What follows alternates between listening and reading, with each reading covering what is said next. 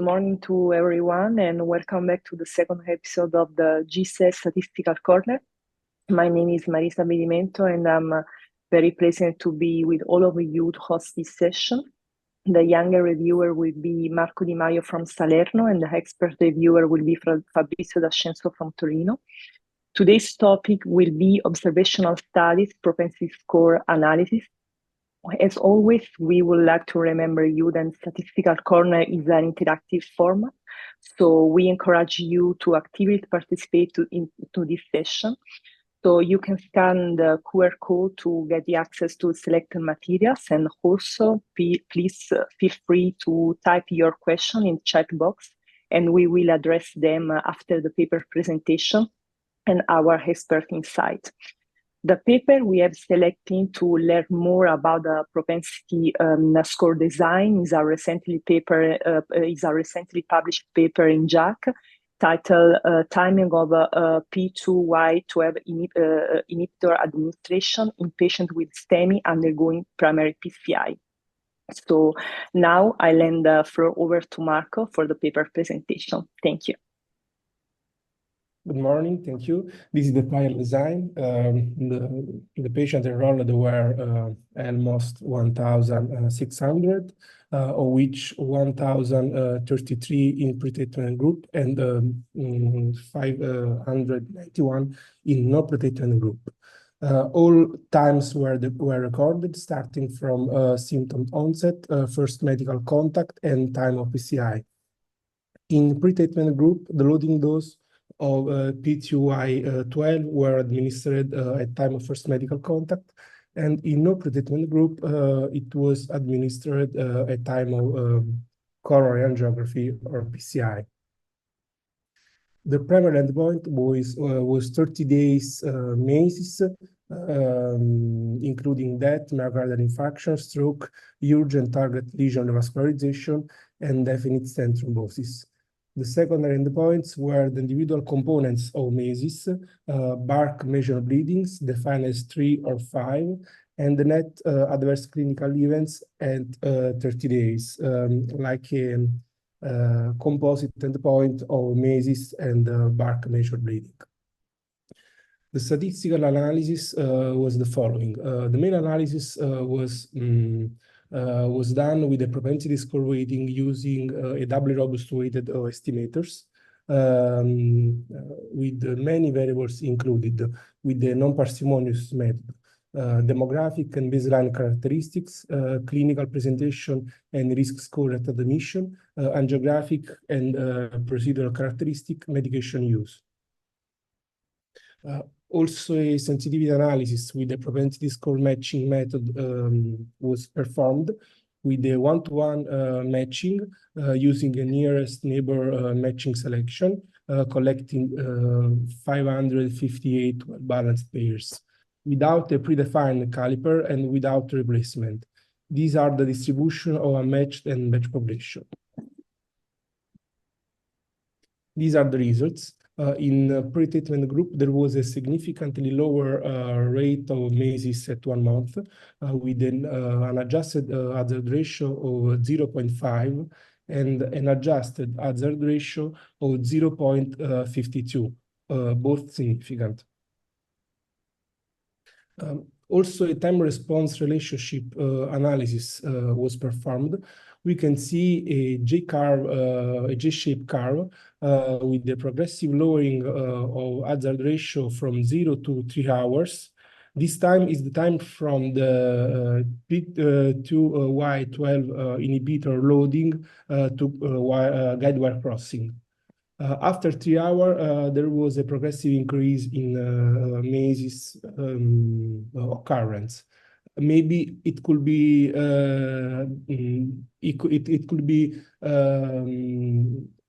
for maybe mainly for the measured delay in the perfusion.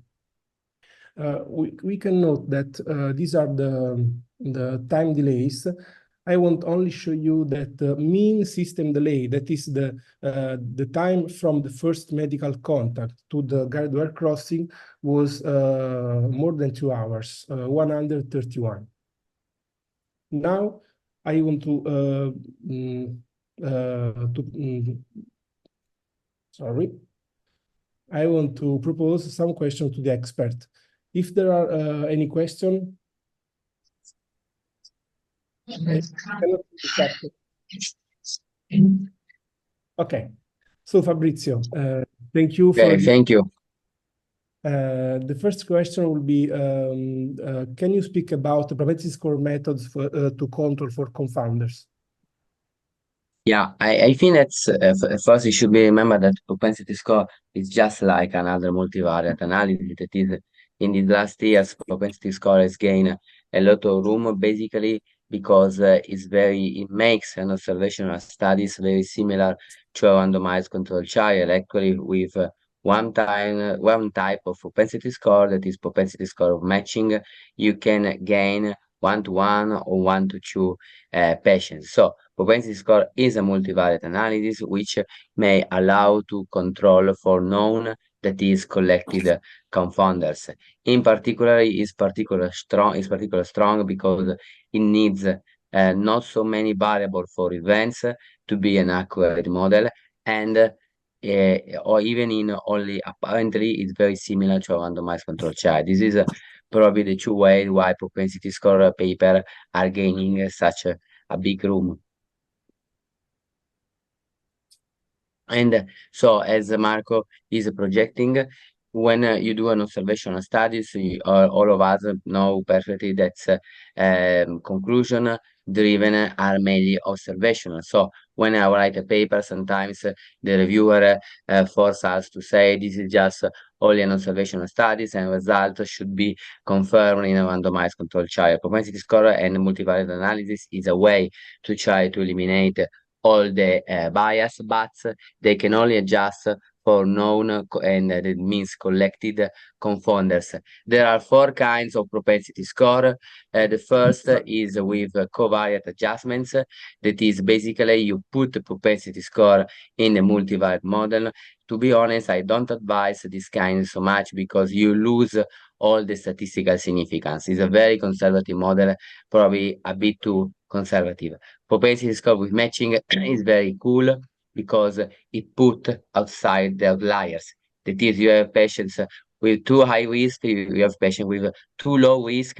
These two patients are withdrawn, and you only remain with the patient with a very similar risk.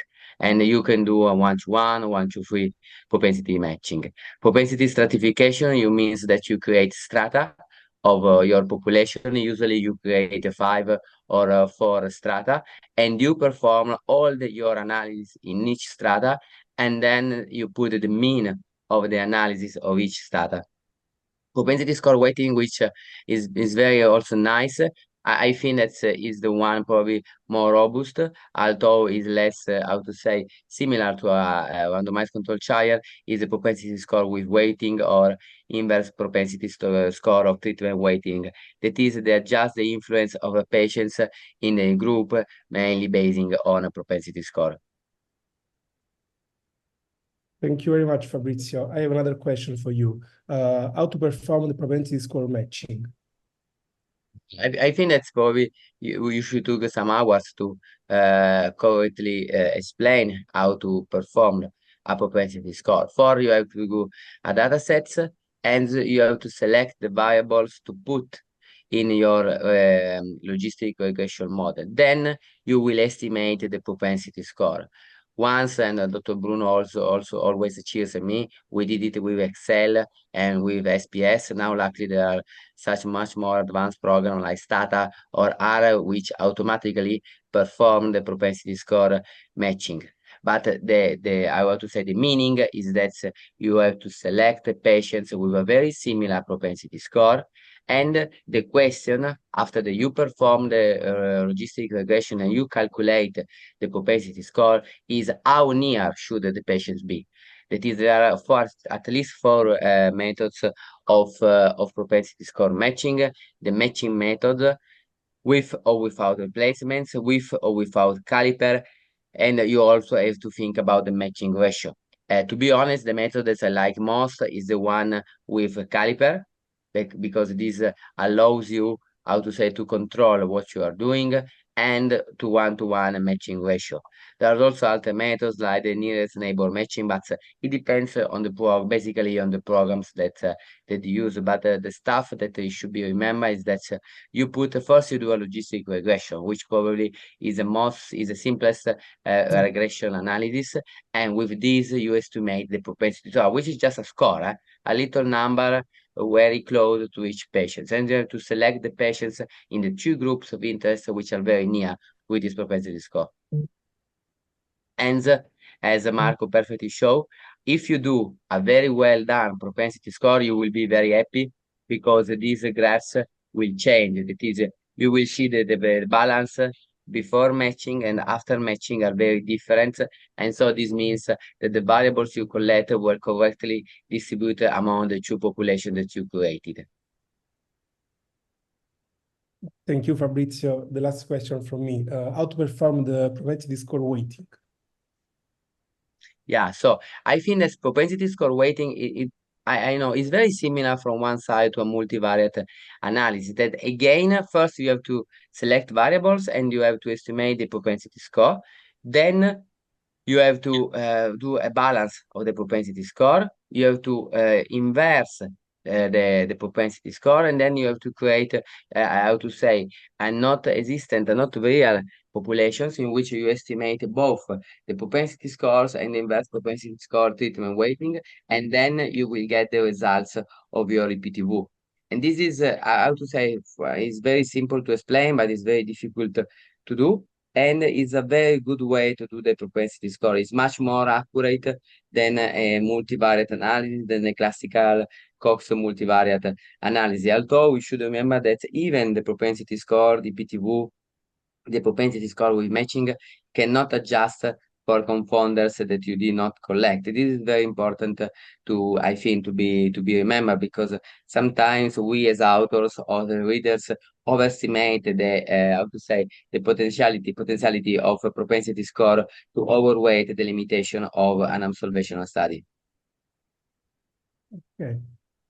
Thank you very much. We can also speak about the strength limitation of the studies of the study, but if there are any questions from the audience, I can see the chat. Okay, maybe. Can you comment why do you choose this paper? Okay, great question. We chose this paper because there is a lot of statistics. There is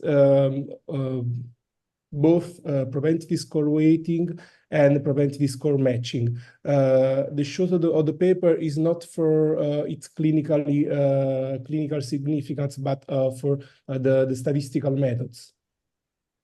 There was also much more other statistics. If we have time, we can speak about this. There was also landmark analysis, subgroup analysis.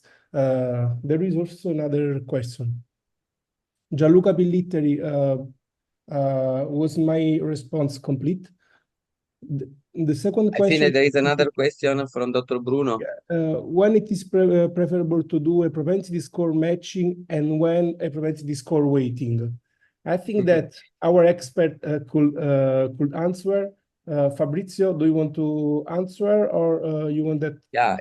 Yeah. No, I think that there is no how to say, there is no a good answer to this brilliant question. That is, if you have a lot of patients, if you have a huge number of patients, first of all, I think that, to be honest, the most good answer is that you have to perform all the kind of propensity score. That is, sometimes I met some very nasty reviewers, and we are now dealing with one of our intervention, and he or she ask us to perform all the three methods of propensity score. So if you want to be very accurate, you have to perform CPTV, you have to perform matching, and you have to perform Cox multivariate analysis. And if the results are different in terms of significance, you have to understand why.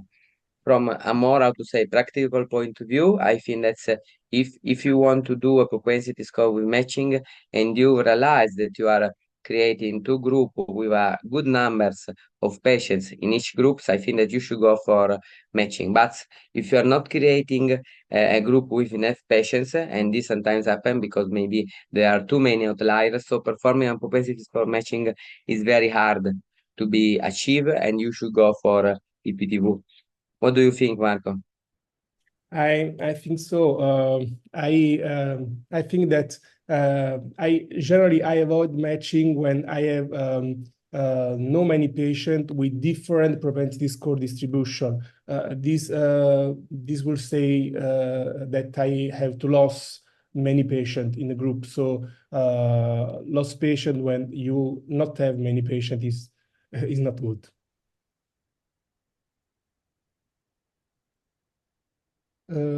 Another question?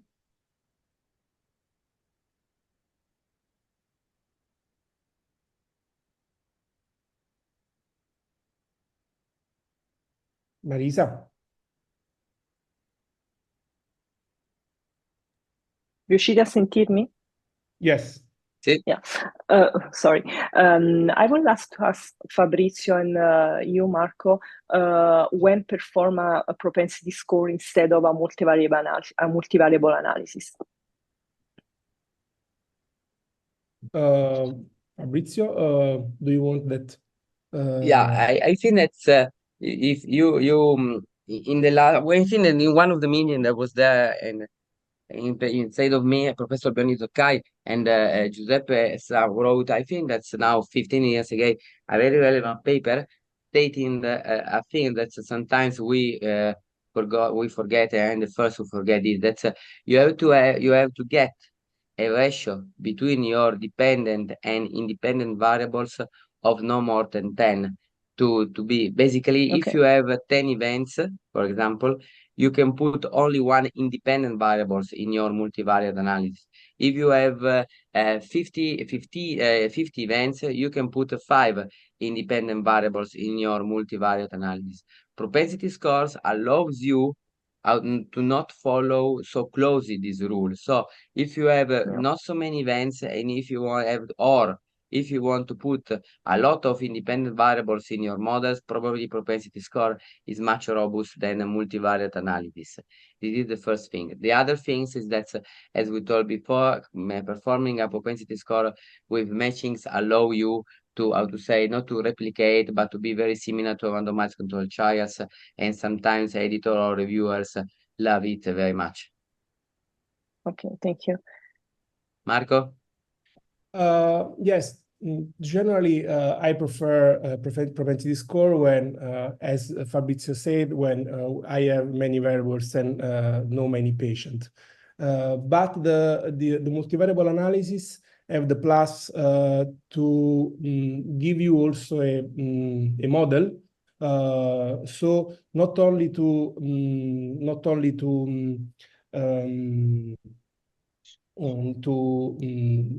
consider confounder, but we know each confounder, which is the relationship of each confounder with endpoint. With the propensity score, we have to forget all confounder. We have only an adjustment, and we can consider only the variables that is not included in the propensity score.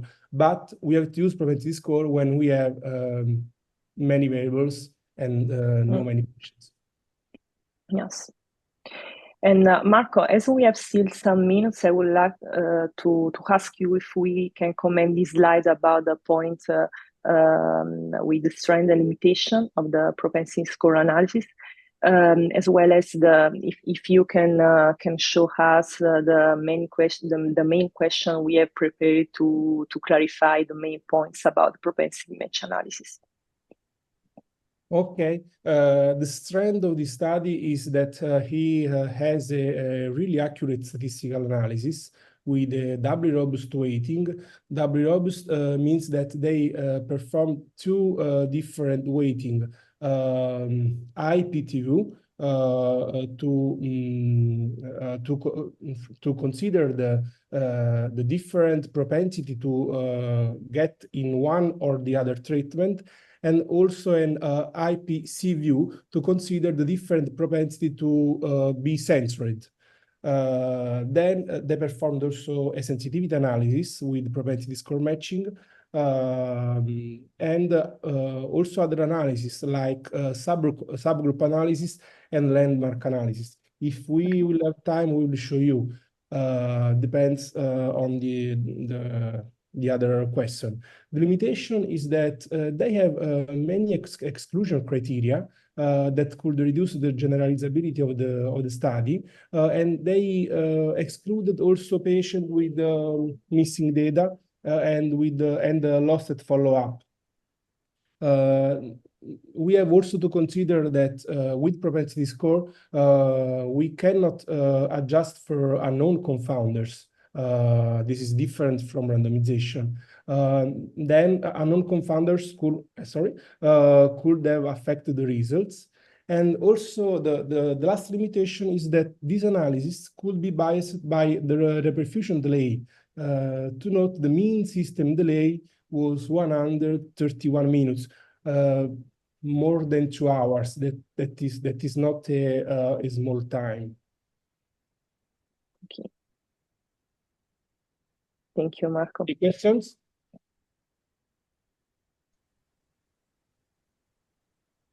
Okay, we can show you also the landmark analysis.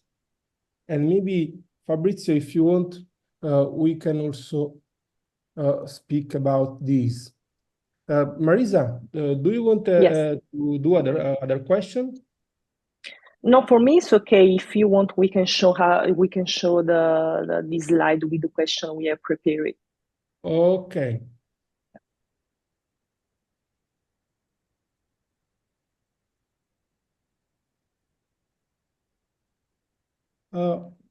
This could be a good question. Fabrizio, sorry, Marisa. No, go, Marco, sorry. Time. Okay, Fabrizio, when and how to perform sensitivity analysis? Yeah, so I think that this is a good question. I think that sensitivity analysis are not very important from a statistical point of view, but are important from a clinical point of view. That is, you have to investigate your results if the outcomes of your trials still held true not only in overall populations but always in subgroups of patients. And I think that this is a classical. I think that the paper that you show is a classical example on how to perform a good number of sensitivity analysis.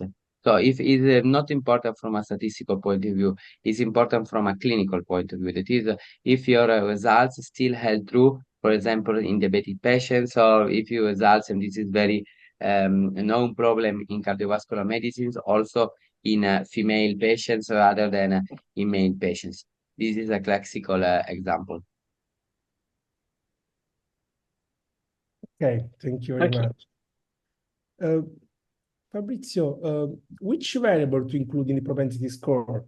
Sometimes they include not many variables, other times they include a lot of variables.